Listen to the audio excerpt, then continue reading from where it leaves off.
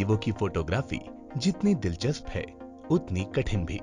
यहाँ विषय, लाइट और बैकग्राउंड कुछ भी फोटोग्राफर के नियंत्रण में नहीं होता। You are not in a zoo. You are in a wildlife sanctuary. वहाँ you have to wait for them. You have to see कि वो लोग कैसे हैं, कैसे behave कर रहे हैं, क्या कर रहे हैं. And sometimes even for the whole day you don't get a good shot. But it's okay. It's a part of the wildlife thing. And there are lots of other things which you have to manage with your camera, if they're according to the bad weather and bad this thing and that. But one thing is nice about it. Even if it is a bad weather, sometimes you get a beautiful shots.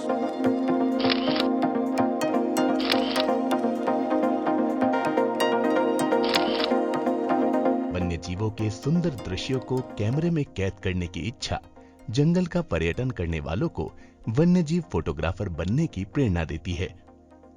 In 2009, I first went to Ranthambore. There I saw a tigress called Machli, and that is the most photographed tiger, which I later came to know. So from there, my wildlife hobby and passion started.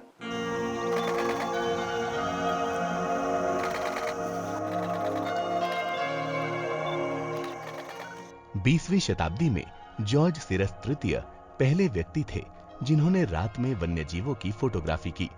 प्रसिद्ध शिकारी और प्रकृतिविद Edward James Corbett भी अपने जीवन के अंतिम दिनों में शिकार छोड़ वन्यजीवों की फोटोग्राफी करने लगे थे। एफडब्ल्यू चैंपियन की पुस्तक विद अ कैमरा इन टाइगरलैंड उनका प्रेरणा स्रोत थी।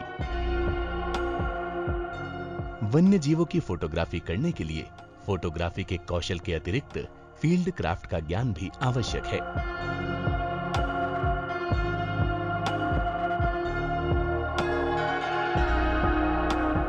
Study the environment and the area in which the animal is staying. From that you can have an idea, so that you keep your camera and your mind alert, because you will get only one chance to shoot that one. आजकल photography के क्षेत्र में digital कैमरों का चलन है। वन्य जीवों की फोटोग्राफी के लिए टेलीफोटो लेंस इस्तेमाल किए जाते हैं, जो अलग-अलग फोकल लेंथ में उपलब्ध हैं। Wildlife photography is a tool where you can educate others. I would like to show what I am seeing, and there will be a lot of natural history moments which you will be missing out, like a lot of things you will just see. It will be a fraction of a second. It may not happen later ever. So if you can record that, so everyone else can see that. Plus it helps in the research and studies further. See, studying about an animal behavior is definitely you need to record their behavior. So wildlife photography is helping a lot to create awareness around the people.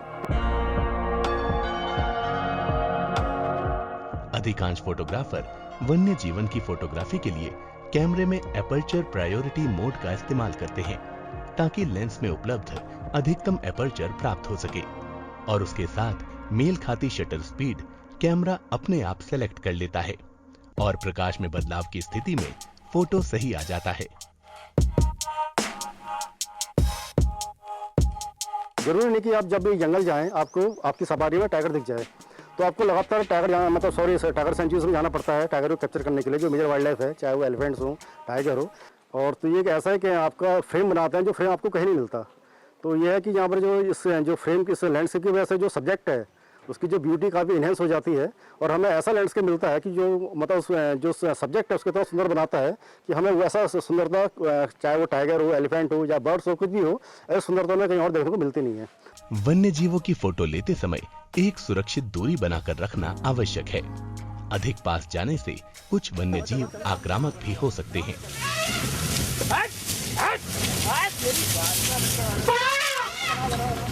चलो चलो चलो चलो चलो चलो चलो। We come to their place, but that is for our pleasure. But we usually disturb them.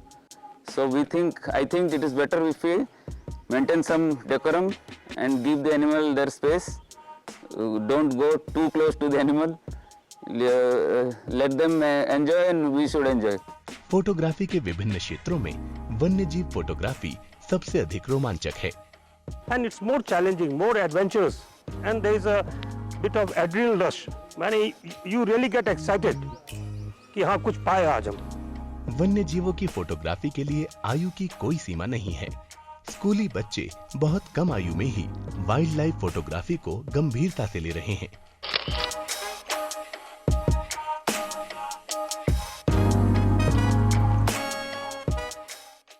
Arjun, I think wildlife photography एक बहुत अच्छा माध्यम है पूरी दुनिया को, जीव जंतुओं की दुनिया से रूबरू कराने का। Because we sit at our homes, हमें नहीं पता है कि एक टाइगर कैसे जीता है या एक एलिफेंट की दुनिया कैसी है। So through the medium of wild life photography हम बहुत क्लोजली जान पाते हैं जानवरों को। Well, Veronica, apart from that, the conservation and awareness, there's a drama into photography as well. It's a sport. We just saw an elephant chasing the photographers away. We're seeing on the flip side, predators like the tigers who are not camera shy as well. So it's a very interesting sport, I think, photography. The tools of photography, the equipment, the telephoto lens, the patience required to capture that perfect shot.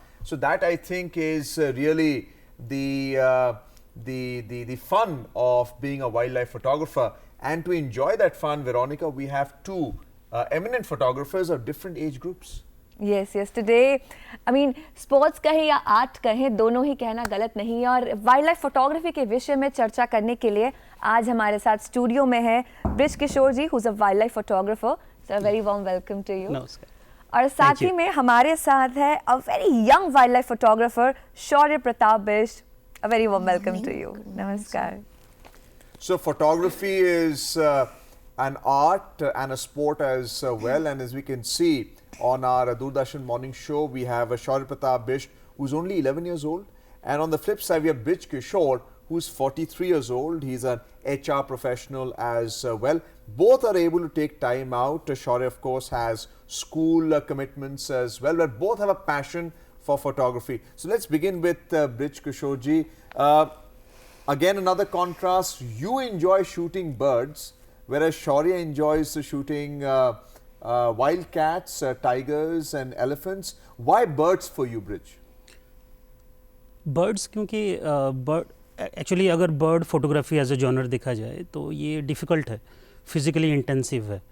तो कभी कभी आप bird hide में बैठ के बड़ी easily किसी bird को ले सकते हैं, लेकिन एक सिंगल बर्ड को ढूंढने के लिए आपको प्रॉबेबली 14 किलोमीटर 16 किलोमीटर चलना पड़ेगा।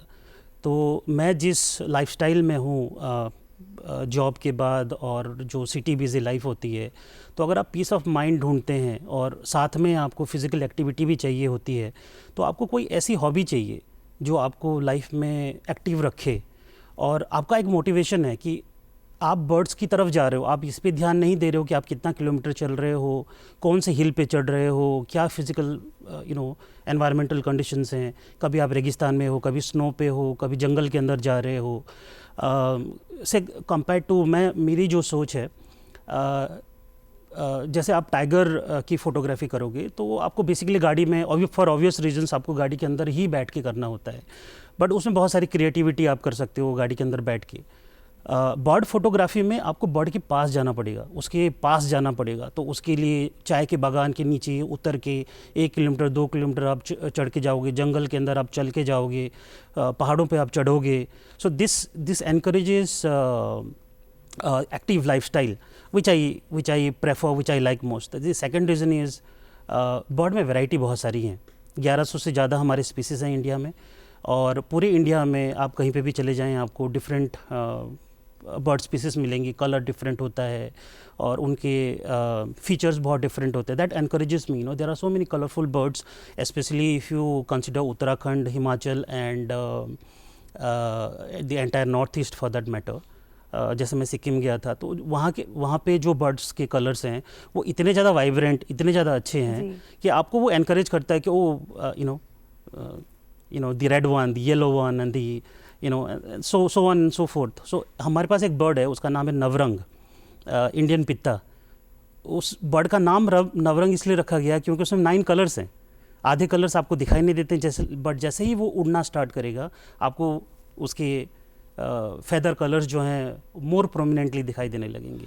It's wonderful, once you go deeper into it, it's wonderful, Coming to you, Shaurya, you're too young. I wanted to understand, आपने कब शुरू किया वाइल्ड लाइफ फोटोग्राफी और आपने बिग कैट्स और एलिफेंट्स को ही क्यों चुना? So I came at first 2019 with my whole family to Corbett.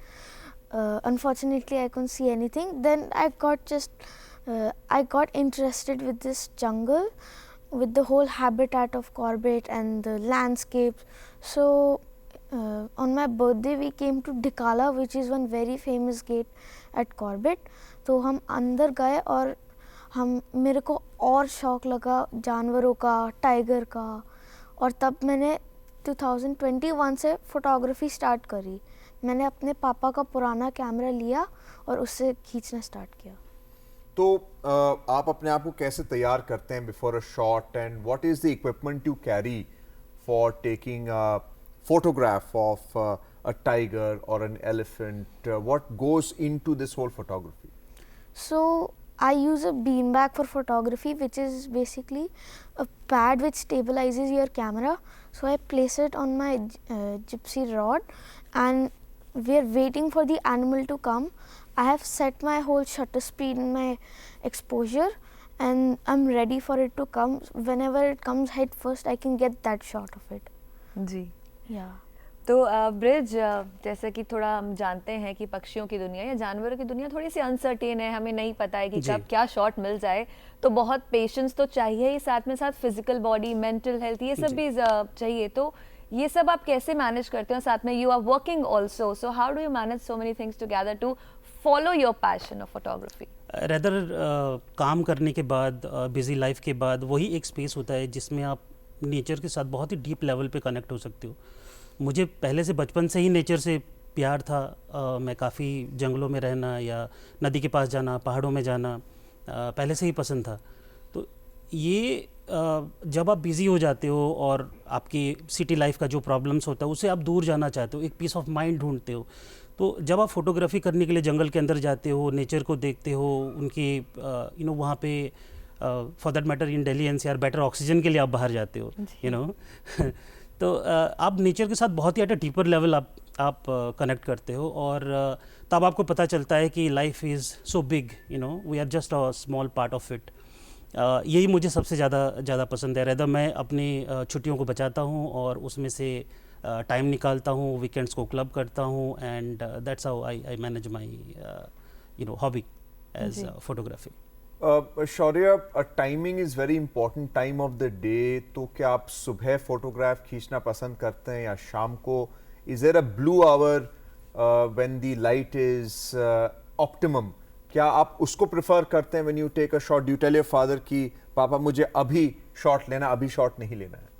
So at the morning hours, at the starting 2 hours, you get that golden light, and when slowly the sun starts rising up, then if you find a subject that could give you a really nice photo in that habitat and that certain amount of light.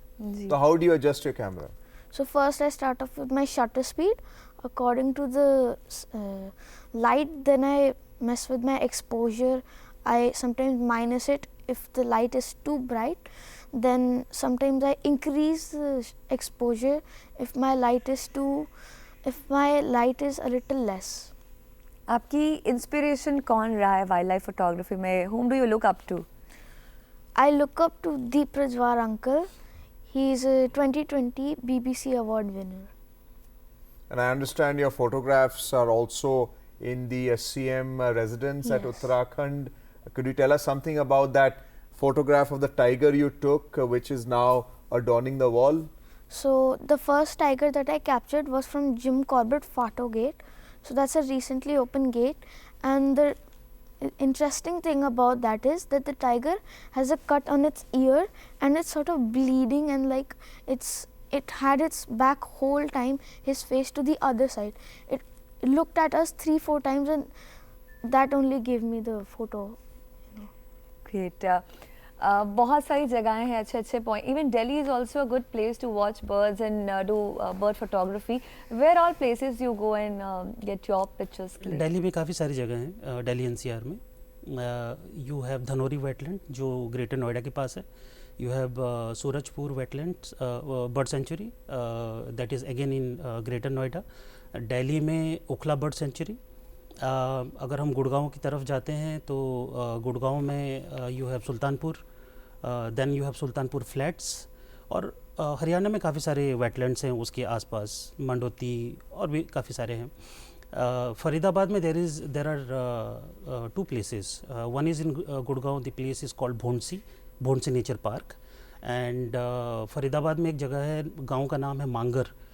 अब मांगर के बारे में interesting ये है कि हम city life में होते हैं और लोगों को पता भी नहीं है कि यहाँ पे एक जंगल है जिसमें कैनोपी बनती है, you know, like you go to wildlife sanctuary, तो वहाँ पे एक प्लेटो आता है और आप नीचे उतरते हो गांव के अंदर। गांव के बाद एक मंदिर है जहाँ पे एक घना जंगल है, और ये दिल्लीयार्ड्स को पता भी नहीं है। जब हम फोटो पब्लिश करते हैं सोशल मीडिया में, पूछते हैं ये कहाँ की फ़ोटो है, तो actually Delhi NCR has very rich jungle, और बायोडाइवर्सिटी भी काफ़ी अच्छी है। वो ऑब्वियसली वो धीरे धीरे डिप्लीट कर रही है because of this you know cities expanding, but अभी भी काफ़ी अच्छी जगह है। जैसे मांगर बहुत ही हमारी कम्युनिटी में, फोटोग्राफर्स की कम्युनिटी में काफ़ी सारे लोग जानते हैं, बट अगर नॉर्मल पब्लिक को कभी मुझे पूछते हैं कि आप कहाँ गए थे वीकेंड में, तो मैं अगर बोलता हूँ मांगर, किसी को पता ही नहीं होता है वो।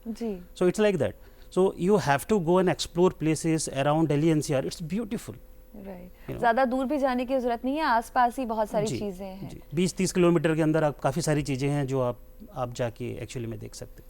तो अगर हम पक्षी के अगर हम फोटोग्राफ लेना चाहते हैं, वेटलैंड्स जो ग्राउंड लेवल पर होता है, और then you have tree level birds as well, तो आपका अप्रोच क्या रहता है, and what is the equipment you prefer to carry?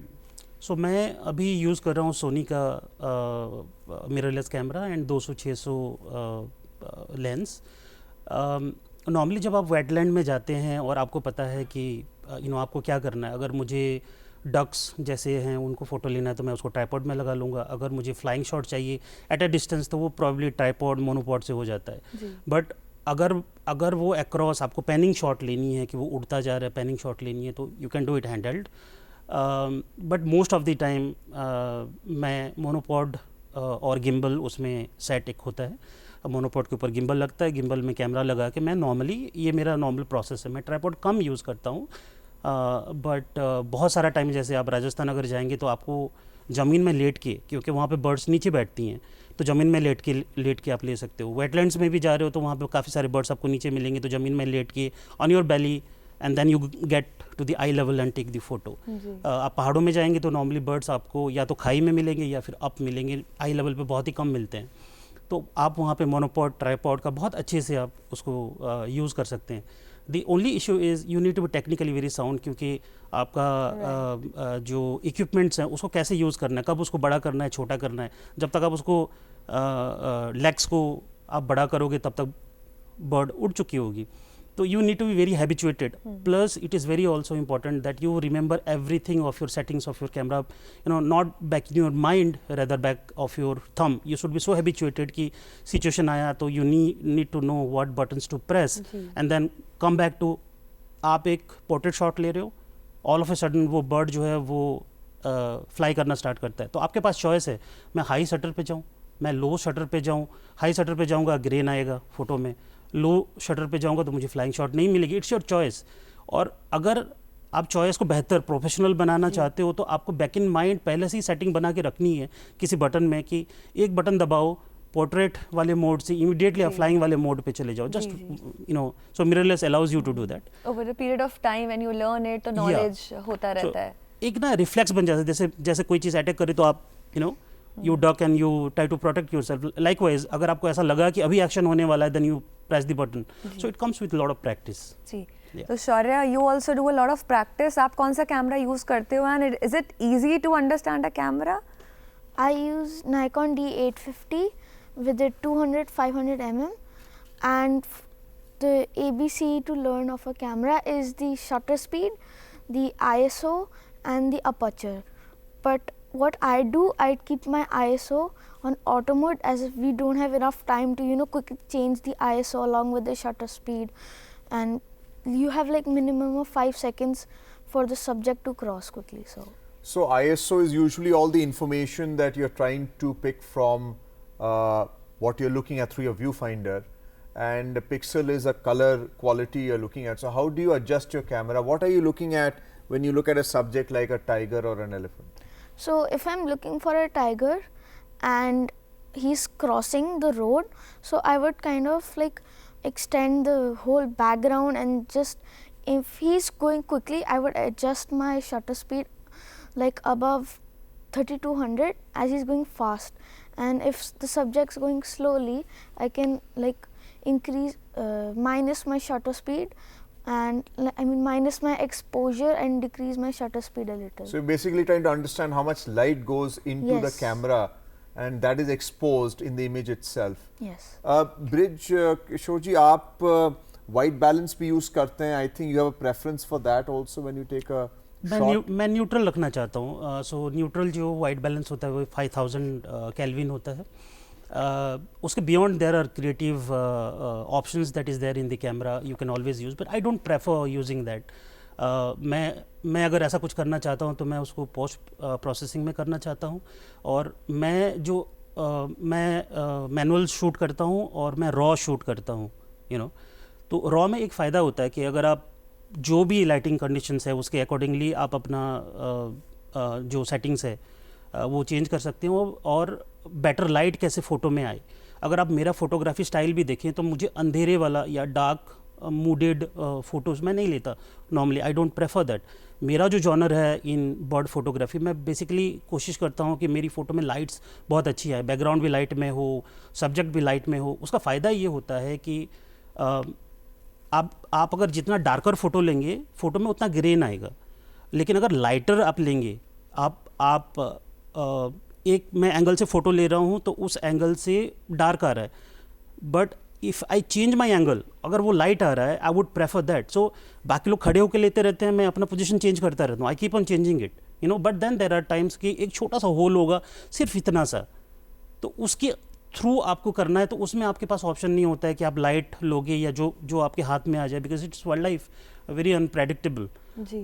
It is also important if you are doing wildlife, especially bird photography, that you are in a very small group, because that window is very small. आपको ऐसा लगेगा इतनी बड़ी दुनिया है, इतनी सारी चीज़ें हैं, आप ले सकते हो, but it's not like that. It's there is a very small window for a small bird to take. बिल्कुल. सिर्फ वाइल्ड लाइफ की दुनिया बहुत अनसर्टेन है, अनप्रिडिक्टेबल है, तो थोड़ा सा स्केरी भी है, चैलेंजिंग भी है. तो कभी देख के बड़े बड़े एनिमल्स को डर नहीं लगता, और कभी ऐसा कुछ इनकाउंटर हुआ है जहाँ पे थोड़ा डर लगा हो?